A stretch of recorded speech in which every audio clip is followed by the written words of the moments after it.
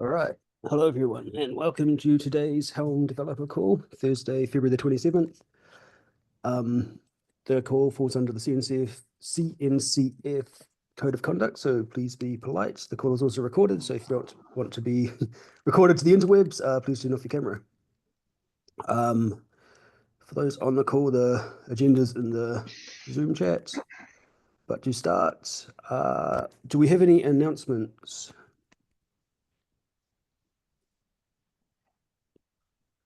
Going once. I Okay. had a quick thing. Sure. I was going to announce that I started a Calendly after kind of inspired by Matt and some others, but then I realized that I can't really share that because since it's recorded, I probably wouldn't want to share that. Matt, do you just share your Calendly with people as they? The Calendly? You mean to set up individual meetings? No, but do you like you gave me your Calendly, so I could just make a meeting with you anytime, right? Oh yeah, I just directly sent that to people is how I do it. Yeah. You can put it in text chat here because that doesn't go out with the recording. Oh, if you wanted to just give it to this group, or you can Slack it to them. yeah, I'll just drop it in the group. I didn't know that wasn't recorded. Thank you. And I just realized no one's taking notes today. If someone wants to step up. Right, next, Matt, the chart name.chart issue. This was up.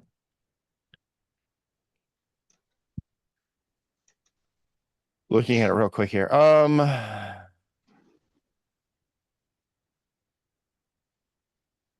Yeah, so with this one, the chart we make with Helm Create, when you use an alias, it changes the chart name to the alias dash the version. So if I've got the Redis chart, right, and your chart, Redis 1.2.3, right, the Redis chart name, as you see, like in the tarball or whatever, is Redis dash v 1.2.3. That's actually what gets set in normally to the annotation helm.sh/chart. But if you use an alias and I call it foo, instead of Redis, it's called foo. The alias is what's brought in as the chart name. It's one of those weird things that I wonder how, is this a bug? Do we end up fixing it? Because it's going to change things on people in, say, Helm 3, if we were to fix it over there as a bug. But how do we handle it? And if you dig into it, there's chart name.chart, and chart name, that's whenever you use Helm Create and you give it a name, it just replaces chart name with that name. The dot chart is what comes up with that, and it uses the dot uppercase name, which is what's passed in and overridden by the alias. But it actually also generates a dot lowercase name where you can override it in the values file. There's a bunch of weird options in here, and I'm just wondering what folks think on how we should handle this. Is this something we should just in Helm 4 make a change and make it not do the alias? What are y'all thinking? Would it break existing? I think for Helm 4, we don't want someone to switch from Helm 3 to Helm 4 and find that their installation gets reinstalled or something just because they upgraded version and deployment of or release of something is broken just because they upgraded to Helm 4. I don't know if this will be a consequence and effect of changing. Otherwise, I agree with the change. It doesn't make sense to put the alias in the chart there. Yeah. Yeah, and it is one of those things we could do in Helm 4, and then people could adapt to it when they go do it. Because really, I don't know how many people actually pay attention to this. I was surprised. It probably just came up now for the first time I've ever seen it. So it may just now be somebody caught it. Yeah, Seven's here. How does it affect? So say I have a chart and then I upgrade Helm to V4, and then I want to upgrade the release that's there. How will it affect that? How will it affect the upgrades? Basically, what's the side effect of such a change being made in Helm 4? So the side effect will be that when you deploy an updated version, there is an annotation used at the highest level in the metadata, that is going to change if you used alias. So before it would have the alias in the name, now it'll have the original chart in the name rather than the alias. That's it. Okay. Yeah, if it's just updating the annotation, then I would say we should just fix. If it causes problems, then I say we should not fix because it's an oddity, but it's not a very serious one. Anything else? I was just looking at the agenda and there's a few things. Yeah, we can move on from this one. We got some bigger ones now to discuss. Okay. So, Robert, what? yeah. Sorry, finish. Robert, what versions of Kubernetes should Helm 4 support out of the box? Yeah, so we're shooting for May. And how far back are we going? Since this is kind of a conversion, Matt and I were going back and forth about it yesterday. Discussing, but I wanted to bring up to the group. Are we gonna, whatever Kubernetes is that? Are we going just 3 versions back? Maybe 3 kind of /4 for a little bit in support when 4 hits here in mid-November. What would be the latest officially supported version of Kubernetes? I think it would be Kubernetes 129? That would be my guess. Maybe 130 at this point. Yeah, probably 133.0. Because we should be at 133 by then, if I look at the schedule correctly. So it would just be that version back. So would this be unilaterally like Helm just would like incompatible with the API server or some sub feature which? So I'm cleaning up older APIs. I've deprecated some that are from 1.16. There's some from 1.22 as we're going through. So I'm just trying to keep a list of what, as we're starting to clean up, where I can start cleaning up those deprecated Kubernetes APIs up to for where we want to support. Yeah. So part of the reason this comes up is, looking at what do we pull out when Helm 4 goes out. But we normally say we support approximately the same versions that the Kubernetes community does, which is going to be what, N to N-2, right? So 3 minor versions, I think, is what we support. There's brief periods where the Kubernetes community will support a 4th version for security fixes. You'll find sometimes there's after a new minor comes out, there's a couple months where they do support that last minor for a little bit longer on security versions. But we only say N to N-2. But in reality, people use Helm on versions that are older than that because a lot of people are using versions that are older than the Kubernetes supported community. And you can even get support for those. You can find that, I think, in EKS and AKS, for example. They have versions that have a little bit longer support, and we're starting to see some places push for LTS.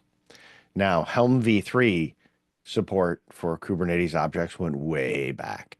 Like Rob said, he's been ripping out stuff that Kubernetes stopped supporting in 1.15, 1.16, right? So we supported way back. So even though we say we only support certain things, it really works with went way back beyond what we technically supported. And when we go to Helm version 4, we can rip out a bunch of the old stuff, and we should. But to how far back should we still make it really works with? I mean, yes, it may work. We fixed the glitch if you're familiar with that analogy from Office Space. That's kind of how this is. Like, it works only because it has functionality that hasn't been actually used in forever and a half. Mm-hmm. I know I would like Helm to support server-side apply, and that requires Kubernetes 1.19 and 1.20, depending on 1.22 rather, depending on which lens you view it with. Yeah, and I think most people are past that already. It's more things like, 129, 130, things like that. Do we want to support those? I don't know if we've hit any implications of that in the work you're doing. I haven't come across that yet, Matt. No. Okay. I would say anything after 1.26 might be a discussion. I think Kubernetes got a lot better because the beta APIs, they're not enabled by default. At least in my world, this has had a noticeable impact on old versions not being a problem because you don't get stuck we- on old Do we have APIs. anything in place where we have a list of known public charts that we can actually test to see what things are actually possibly used? I know it's an impossible task because like there's so much closed stuff, but it seems like having that and testing that might be I don't know, what do you guys think? Is that like a useful thing to actually see what Yeah. things So- that we think are obscure actually Joe- aren't obscure? Yeah. So Joe brought up a point in the chat. Hmm. He says, I think it would be good to support any K8's version that's still an extended support by a major vendor that's not erroneous. So, you know, we work for SUSE and we have our K2, K3, and we work with K3S. You know, where is our support going back to, and then hit that. So if we can just say, can we agree on, you know, the major vendors, you know, Canonical, Oracle, EKS, GKE, EK, AKS, whatever it is, an OpenShift, right? So if those are whatever long term there, we just say that's the rule we can cut off at. You know, they're not supporting be it past 1.22 or something, and then we can just agree on that and move on. Is that agreeable? Yeah. Another idea just popped in my head is like, it's conceivable that if we had a list of like 50 things that we could write a program that to ask people like SUSE or anybody to run it and just give a report of what they're actually using internally without showing us anything about their charts. I don't know. Yeah, we're probably not going to get great coverage from that. I mean, who's going to Yeah. do the logistic work to go out, reach out to all these companies, ask all these companies these things, get the reports, correlate it? There's a fair amount of work there, and it's Yeah, going to take a that's while true. to do. It's probably much easier to just go to the major vendors and look at what they're doing LTS wise approximately, and just make sure all of those are covered at the Yeah. point when Helm 4 will be launched. Yeah, 1.26 was just like sticking my finger in the wind. Yeah. So not strongly. But do you think you have enough information to make a decision, Robert? I think the conclusion is to look at major vendors. Yep. See what? Okay, perfect. I'm just giving you an eye on the time. I can help on the Red Hat OpenShift side if you get any help. Yeah, I was gonna reach out to since you're over there. It's like, hey, what's your official stance? And you know, if there's something we don't know publicly, you know, you might have something you're like, yeah, I might go back a version more because we're doing that. Anything you can provide so we can provide support for OpenShift would be much appreciated. Yeah, I'll work with you. All right. I guess I can go next on the next one on the list, if that's okay with you, George. Pull request 30592. I will put it here in the fantastic chat. I started moving over from log to slog. I did this as a prototype. There's a question that I have whether we want to pass around logging as we're doing from command helm.go to command package action.go. Those are two files.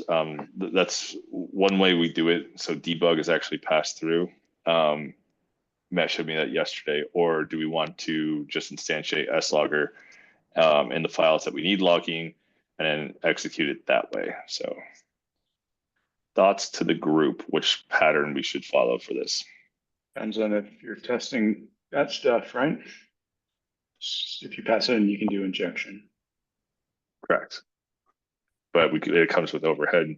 Is it worth that? Is it worth that level of overhead or not? So I'm towing it back to before I make a unilateral, you know, hey, I'm going to start flipping this over. I brought it to the group first. Yeah, and it depends on what kind of testing you're doing, because if we use the default logger, you can always replace the default logger. And so even when you're testing, you can replace default logging everywhere. It does replace it everywhere rather than just exactly what you're trying to test. Evans. Oh, sorry, someone had an opinion. I Oh, was going to say Evans yeah, wrote a I'll hit, so yeah.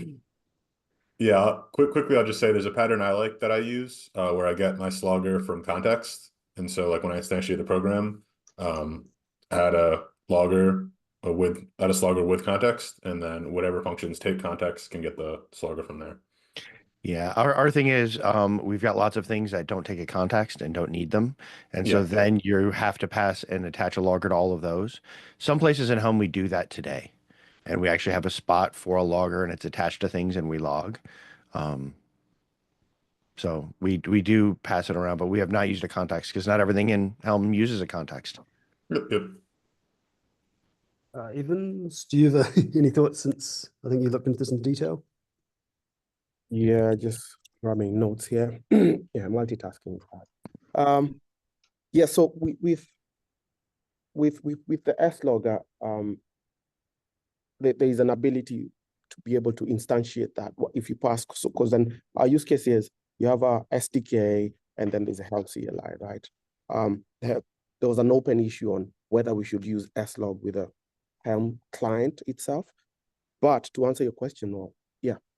Yeah, I mean, the question is do you just import the slog package and then call the functions on the package, which uses the default logger the package is configured for, and you can change that logger as you want, or do you instantiate a logger and then pass that around everywhere and Right. don't use it off the default logger that comes when you import the package? That's kind of the question that he's looking for, is Got it. which way do you get access to the logger? Either off the default logger, which can be changed and swapped out, or do you pass around a logger and have to manage that instance of that logger across all the objects? And I'll tell you for reference, Kubernetes just imports klog and uses the logger off of importing it for whatever it's configured to by default. I was curious about how Kubernetes did it, or when we were looking at this. Right. Yeah. So I would go with using slog itself, because then you can replace, or rather you can pass in, if you want to override the handlers and whatnot, there are ways to do that. And slog will wire all that within itself. So that's what I'd lean towards, rather than passing in an instantiated logger. Terry threw something in chat that said, if you can test without injection, that seems a lot easier. Passing a logger everywhere sounds difficult. So with that PR I have, that would probably be the pattern that we'll follow, and it will start, flipping and converting over from log to slog or slogger. So Or I'm slogger, going to keep whatever. us moving. Otherwise, we're going Yes, to run out of time. Matt, multiple chart API versions and type switching. Yes, I threw a couple of links in there. If you can go look at them, what you'll see is I threw up 2 pull requests just as draft examples. I think they're both draft. And you'll see the big thing to look at is the check if installable function. And one uses an interface, which will work some places. The other one uses generics. But you'll see in both cases, you end up having to use a type switch for types. So before I've started to do the work to enable charts v3, API version v3, and moving things around, putting them into the status. And now I'm doing the work of saying, all right, now I've got to be able to load these and save these different types. And how do we handle all of that? And what I'm realizing is whether I'm using generics or not, and you'll see with the generics example, which is pull request 30602. You see the bracket there where, I call C and I give it a chart type, which is your V2 chart. And, so you have to still do type switching across all of these things. And so I wanted to just say, this is very light on the generics when it's used. Type switching still involved because with Go generics, it can't know what the nested structs are off of those. So you have to do type switching. Generics are very shallow and simple. And so I just wanted to make sure everyone's okay with this. There will be lots of type switching throughout the code to detect the different kinds of charts. And what do you all think about that? I would maybe not to choose type switching for, well, like how to do this exactly. The way my mental model would be is that at the front, you're going to have an operation like chart install or create a release maybe. And that's going to have to do a type switch, and it's going to have to decide which version of chart, and it's going to have to invoke the appropriate methods to make the release for that chart, appropriate code. But all that code from then on would be specific to V2 or V3. That means you have a significant amount of duplication of code. Things like you've got 2 complete loader packages with minor differences just to deal with the chart version. And most of those packages, unless we break them out into common packages, things like that, but there's still going to be a significant amount of duplication. Unless we have a loader function at the top level that can say, hey, load this chart, right? And figure it out and return to me what it is, and then you type switch on it. And then based on that, you can go down the path of what you're going to do. There's things like that you can do, which will remove a lot of duplication and make a little bit simpler functions for, users who are going to go deal with it. I'm trying to tell, coming up with the API patterns that work here that create a useful API for SDK users is the part that's going to be hard, especially when you get into the actions package. Like if I've got to run this action with a context, right, or run this action, okay, I'm going to go run the action. Where do I switch? Because I've already loaded the chart before the action is taken. Do I have to have 2 actions, one for V2 charts and one for V3 charts? Or can I have one action where I pass in both types of charts and it deals with it internally, right? How do the APIs work for this? Where's the duplication? And I'm trying to minimize that while keeping up, how do you keep the API simple? And that's where some of the problems start coming in. I would say I wouldn't focus too much on duplication. I don't see code duplication as necessarily bad, because if you're just freezing charts v2, then you don't have to worry about changing or affecting Well, no, v2 but as you it make becomes v3, as an SDK user. Okay, so I detect early, and then I've got all these other paths. So now Helm doesn't deal with V2 and V3 charts for me. I can't just say install this chart. I have to say load this chart. Okay, it's V2 or V3. I now, in my SDK code where I'm writing, right, I have to say, okay, now I'm going to handle V2 charts to install this, or I'm going to detect a V3 chart and install it. And I'm going to have a lot of extra scaffolding code to deal with that as an SDK user. Because So that's where I'm thinking of is, what does the API look like for them? How do we simplify the workflows for them rather than, break everything apart with duplication, which works really well, and I get to skip some of this, but then they have to embed all of this detection logic into their controllers, into their workflows to deal with V2 and V3 charts. So in order for them to add V3 charts, they're going to switch on it, they're going to detect it, they're going to load it, they'll save it, whatever they're going to do, they've got to do that work. You can't just say, load the release object, save the release object, install the chart. They have to do that. I do. So what am I trying to say here? I do think SDK users, like, there are common like chart install, chart release. The chart, the SDK shouldn't care whether it's chart v2 or v3. I certainly agree with that.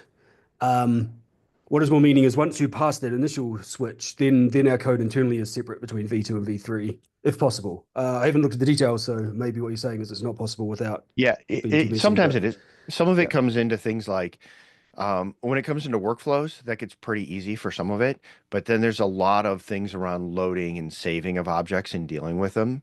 And that's where I found, and I was playing around, the code could get very ugly if we don't start, making some simpler helper functions that just deal with things and have type switches and stuff like that, and possibly some generics in there, because otherwise it becomes a lot of work for the API user to figure out how to do this, and we can simplify things internally.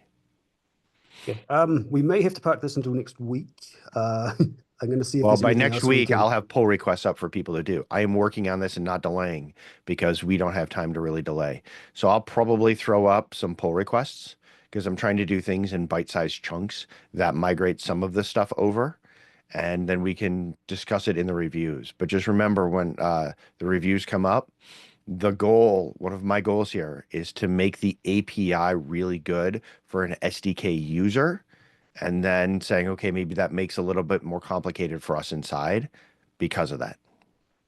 Yes, we should. I completely concur. API users come first. Interest of time though. Austin, this refactor, I think someone approved already. If we can pick on someone to reapprove after the meeting and try and avoid this conflict. Yeah. I think Terry approved already. Joe Julian also approved, but there's because it changes so many files, there's a merge conflict pretty much every day. So Yeah, we should someone could get that synchronize in, on getting to approvals. Can someone else? I'm going to take a quick look after the call, and if someone else can take a quick look as well, then hopefully we can get two approvals approvals in a short time. I'll take a look at it. Awesome. Sweet. And then I also have case status, completely changing how the weight works, but keeping the original. Feeling pretty good about that PR, very open to feedback. It's gonna take a lot of looks, I'm sure. It's also on my list for Friday afternoon. Wonderful. And anyone, feel free to DM me with like questions, or even if you want like a side-by-side one, very open to that. Yeah, it was fun doing it. And we're at time, so I'm just going to quickly say a HIP review. I stuck 2 items. Me and Andy have been looking at registries.conf as a way of configuring OCI registries. For Helm as a alternative to Docker configuration. There's some features that registries.conf supports, details on HIP. And also one I wrote a while back for updating CRDs. So right now Helm will only deploy CRDs on install and then ignore them forever after. This proposes a pattern where CRDs can be updated over time. And now I'm going to go to assignments. Who wants to moderate next week? Short version.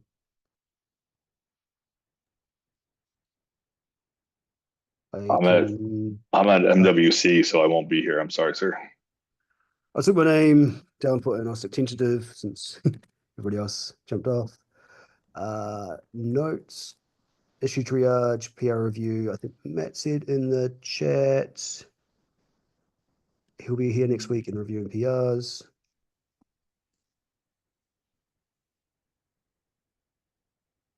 Are you able to do PR review or issue triage, Robert? Yeah, Or I Andy? do PRs all the time. So yeah. Right. I'll let us finish up. Only 1 minute over. All right. Appreciate the time, everybody. And yeah, speak next week. Thank you.